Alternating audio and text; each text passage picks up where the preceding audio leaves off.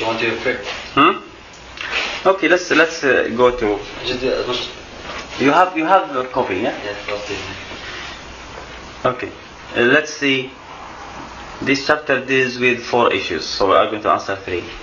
The hukm of marriage. What is the hukm of marriage? It is an obligation to get married. The majority consider it to be a sunnah. The majority of the fuqaha say it's sunnah. There is no obligation on person. If he want to choose not to get married, then it's his business.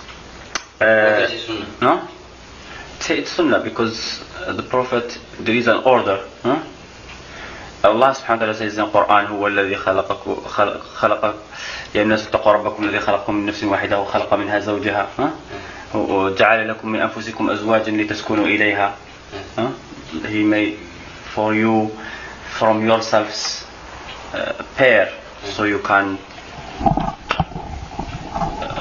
I don't know what is the word, so تسكنوا إليها, I mean to find peace on them there.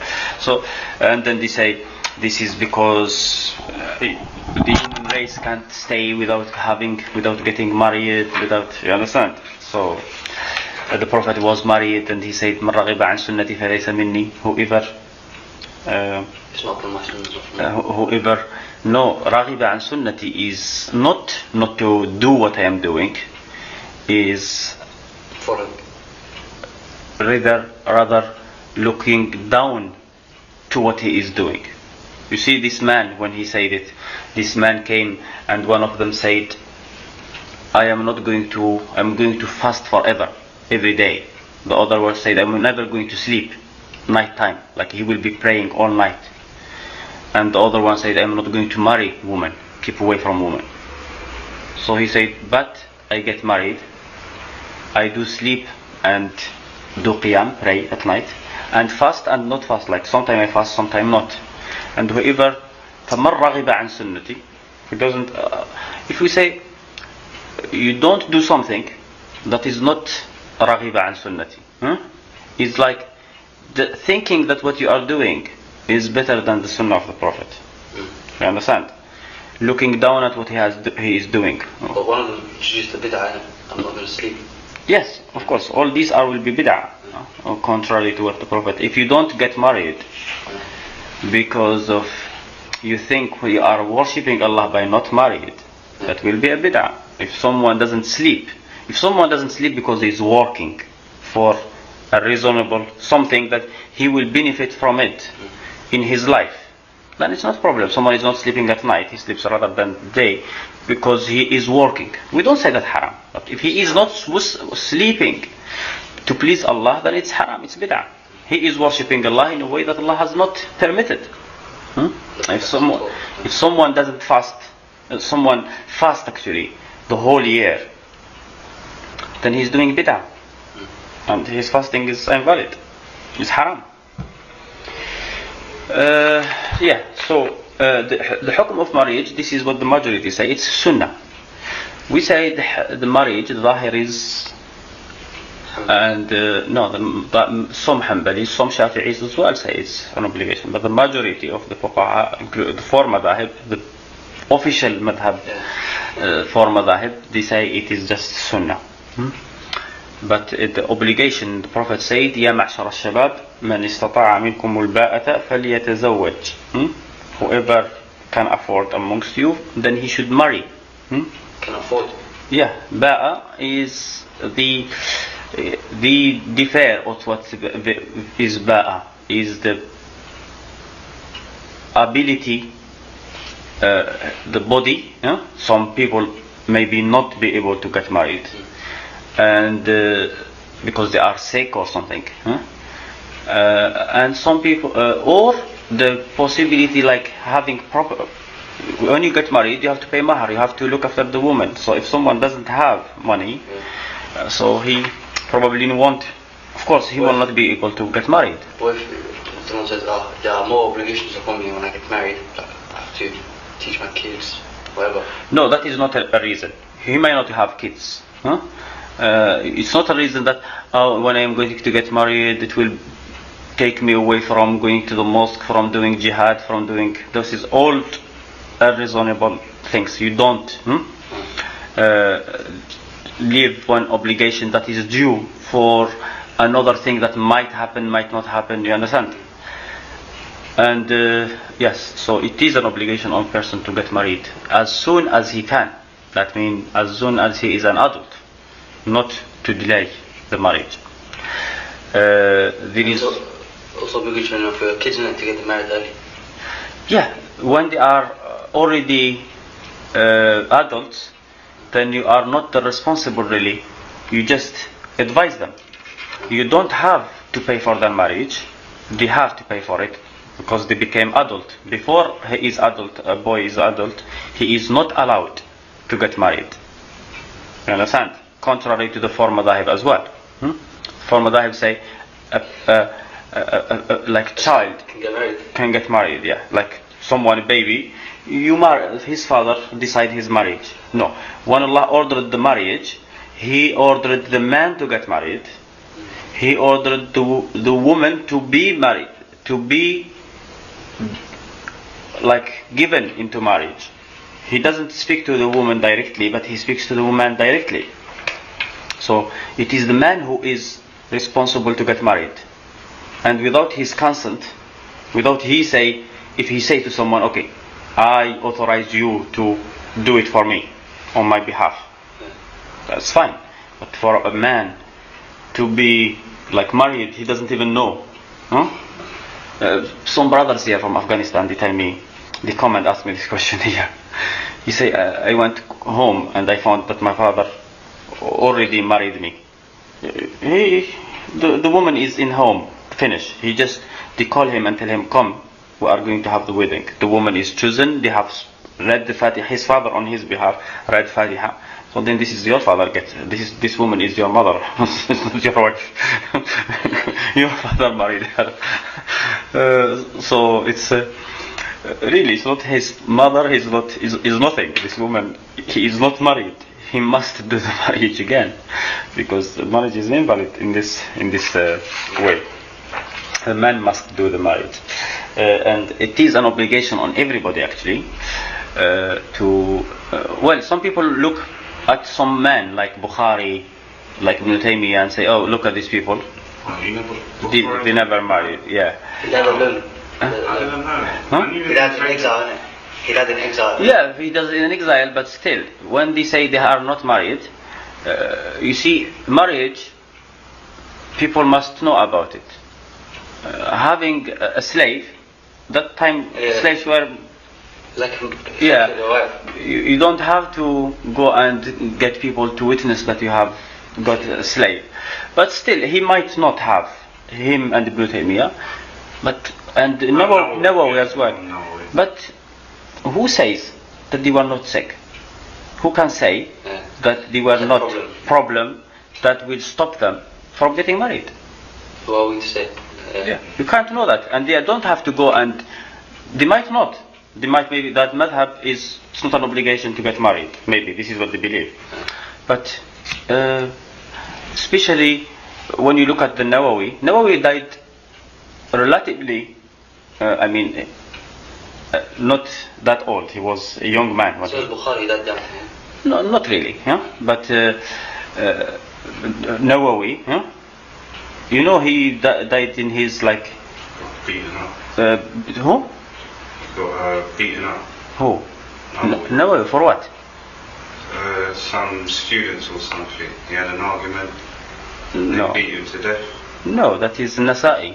Oh, sorry, Nasai. I always get those two mixed up. Nasai died like that. Yeah, Nasa'i was beaten because he went to Sham, and he wrote books about the Ali ibn Abi Talib merits.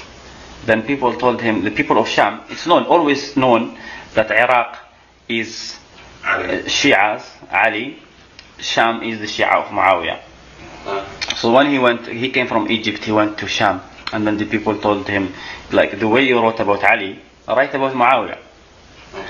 He wasn't Shia, is he? No, he was not Shia, but this kind of Shia before are not like this. I mean, he likes Ali ibn Abi Talib. He prefer him to Muawiyah. He still believes that Muawiyah is trustworthy, but he doesn't believe like he has many merits to write about. He said, well, doesn't Muawiyah accept the fact that he is like accepted with the Sahaba? That's not enough for him to be right merits. So when he said this, they beat him to death. They were crazy then. Well, Yeah, Shafi got beaten as well. To death. no, to death. What? Shafi'i was. Well, he got beaten, right? Yeah, Shafi'i was just criticized for. He said some verses. If you like, people think that the love of the family of the Prophet is rough. We call Rafidi someone who hate the Sahaba. Yeah. That's what they call Shia. Shia, Rafida.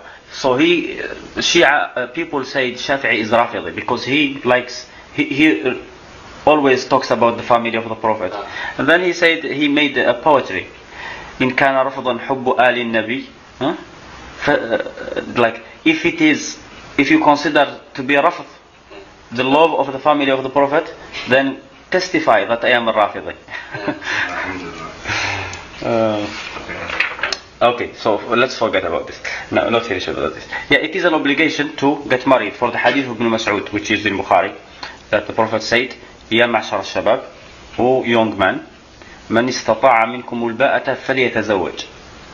Whoever amongst you can afford to get marriage, then he must get married. So this is an order, an obligation. In the Quran, Allah subhanahu wa ta'ala said, فَانْكِحُوا مَا طَابَ لَكُم مِّنَ النِّسَاءِ مَثْنَى وَثُلَث. Get married, like do nikah with women, 2 and 3 and 4. Here nikah definitely means marriage, not something else, because you can't have a relation with 2 women in the same time. That is the why we said it's and of course this ayah clearly states that a man should and must marry at least 2 women, unless فَانْكِحُوا مَا طَابَ لَكُم مِّنَ النِّسَاءِ مَثْنَى 2 or 3 or 4. Only if he can't afford, or if he is afraid of not being just, then 1. Just to all 3 wives. If he has 2 wives and he can't be just with them, he will go towards one, lean towards one more than the other. You understand? He can't help it. He thinks he can't help it being just between 2 women. Then he must marry only 1, no more. So and 2. Standard is 2. 2 the minimum. 2 or 3 or 4. You have to be rich then. You have to have money. Well, not every woman is demanding. How rich was the Prophet? With his... If you got married to 1, yeah, and you don't have money to marry 2, so it's okay for 1 to have 1. If you can marry 1 if you are afraid that you can't be just to them. You understand? Then you can marry. And money got to do money. Yeah, of course, being just in terms of money. Yeah. So in terms of money, in terms of spending time with, not question of liking one more than the other. There is nothing that a person can do about it. And even where person, of course, it's there is here another hukum here which a man, according to the majority, a man must marry a 3 women. For this we will leave it later. Maybe you are going to come to what kind of woman you can marry and stuff. Okay, the hukum of proposal of marriage. The hukum of proposal of marriage, a Muslim can go and propose to any woman. The hukum of proposal of marriage. Okay. Can you propose to a woman who is already proposed to? No, you can't propose to a woman who has been proposed to. Someone already asked her. Someone already asked her for marriage. She has not married yet. She has not given the answer yet. She is considering him. Because of the hadith of Anas ibn Malik and the hadith in Bukhari, which says that the Prophet said, لا لا يسم بعضكم على بعض لا يسم بعضكم على بعض ولا يخطب أحدكم على خطبة أخيه. No one should propose on the propose of his brother. Like no one, like the way no one can go and ask for, like say, I am selling something, and someone says, I want to buy it for £10. You are not allowed to say, I want to buy it for 11, until I say no, I am not going to sell it. Now the proposal is finished. Then you can propose. Do you understand? Okay. And then same thing with the woman. Someone asked her for marriage. Another person who knows about her, if he knows about this, of course, then he is not allowed to propose. Yeah? The hadith of Muawiyah and Abu Jahm. Yeah. It doesn't. What is the first person who proposed? What if the person who proposed is unrighteous, and the righteous person proposed after? Is that allowed? Because Fatima bint Qais was told by the Prophet to marry Usama bin Zayd after two men had already proposed to her. Yeah. If a woman is proposed to by someone who is not, you see the Prophet here, he was not an interested party. He is not the one. He didn't propose for himself. He for Usama bin Zayd, and he was asked for advice. And it was, even if he was not asked for advice, it's his obligation to give, obligation of a Muslim to advise another Muslim for what is beneficial for him. So if you are an interested party, you want this woman to get married with this woman, and you think the man who is proposing to her is not going to be fair for her, like he is a bad person or he is poor, and you understand, no matter what, even the terms of money and stuff, it has to be looked at. A woman might be tested for her religion by being with someone who has no property, and she might become a bad person if there is, you understand. Maybe she was a good person and she was living in high standard. So if it's possible to keep her that way rather than to change her. Maybe now when there is no money, she will become a bad person. Money is considered into marriage. The Prophet, when he told Fatima bint Qais not to marry Muawiyah, the reason that he has given is not that he is a bad person or he is bad to his wives or something. He said, "Su'lu kulla ma la lah." He has no property. He has nothing. So that is the reason that he told. Which Muawiyah was that? Muawiyah ibn Abi Sufyan. Muawiyah was Khalifa after. Muawiyah who was Khalifa after. So how he became rich? Muawiyah's father was very rich, but Muawiyah made hijrah to Medina before his father. And Muawiyah was Abu Sufyan was known to be a stingy man. You understand? So if he is stingy, Muawiyah will not get anything until the death of Abu Sufyan, of course. So yes. So the person, what he has to do, if he is interested in the woman, he will advise her without making any proposal that this person is not right for you, and he doesn't give her any hint that he is interested. Now she must consider the other person without knowing that there is an alternative, which is him. You understand? Then if she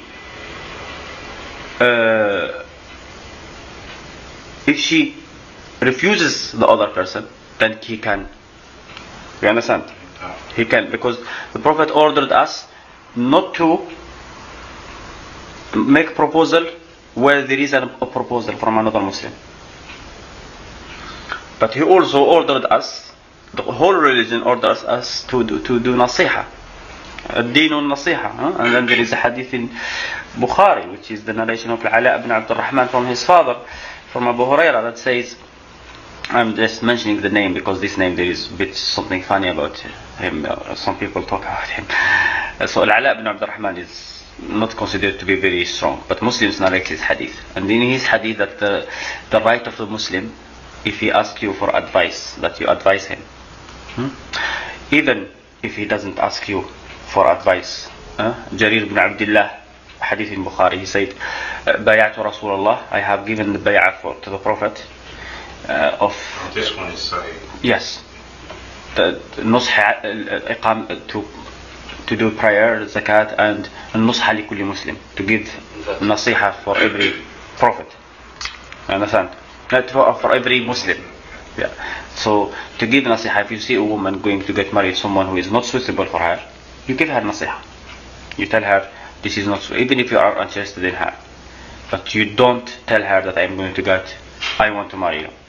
When she refuses that person, then you can go and propose. And the lesson is finished for today. What is? About marriage. What? Who can do the nikah? Any people who think it's sure? No. Just the interested people. The interested parties. The man with the wali of the girl and the girl. The girl must be asked for her permission. For her. And then what's the process? Well, 3 people. The process, that is what we are going to talk about next time, inshallah.